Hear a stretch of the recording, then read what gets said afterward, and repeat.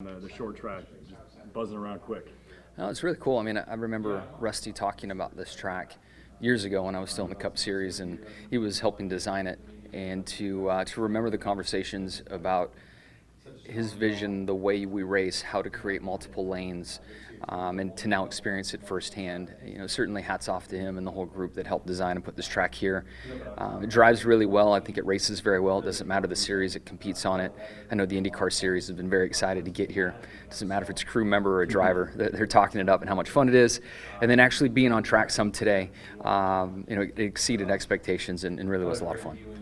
You'll be back here in a month, but back-to-back races, that doesn't happen very often. How rare is that, and is that a challenge, back-to-back at one track? Yeah, it is. I feel like last year Detroit back-to-back was a really tough and challenging weekend. It was hot. That track is very physical. It's a long lap. I don't know what to expect here. I'm still developing my opinion of the G loads and the physical demands on the driver.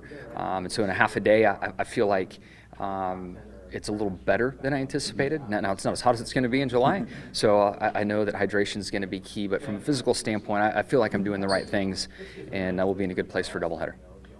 You probably heard about the Iowa track, maybe from some other IndyCar drivers. What have you heard about coming here and this track, and maybe what it means to these drivers? Because everybody that comes here really seems to like it. I think the opportunity to pass is what everyone speaks so highly of here, and I feel like that has to do with the way the track has been laid out and designed and the transitions in and off the turns to allow there to be multiple lanes. And then I also feel like the older surface really creates comers and goers, and you can approach as a driver or a team to have short run speed, or the opposite of that and have long-term speed, long pace speed. So and I think that's where you don't stall out behind someone. You have an opportunity to pass, and at the end of the day, that's all the teams and drivers really want, and this track provides that.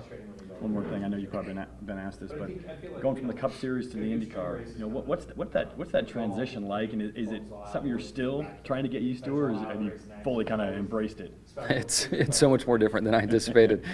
I mean, it took me 5 years of driving stock cars before I felt like I had it, and that was with just crazy amounts of testing that we had back in that era of time. So, I'm still making the transition. I still do feel like a rookie.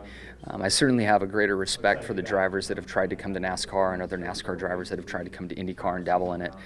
They are two different worlds, and the subtleties that you kind of file away in your experience column as a young driver. Once you commit to a certain lane, it's amazing how those little things stack up and actually mean something. And that's the part that I'm trying to get. I've taken the big chunks out and now trying to find that last little bit.